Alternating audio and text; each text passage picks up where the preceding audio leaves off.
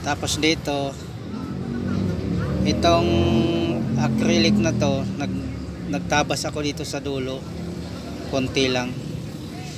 Tapos itong bracket na to, yan, yan, nagputol lang ako konti, tapos binaluktot ko, doon ko kinabit sa may starter. Ayan o, yan o, yan na. So ayan o, diba yung iba dito sila nagkakabit dito sa akin guys, ang ganda oh, tibay oh. Yan. Kahit sa Malundo dyan, may ano pa siya dito, may allowance pa siya paglundo ng shock. Ayan oh. Oh, yan na siya guys oh.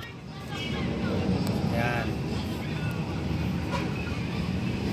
bawas lang kayong konti sa bracket guys. Tapos dito sa may yung tornilyong maliit dito kayo magkakabit guys. Huwag dito, pangit na tingnan sa labas, dito sa loob.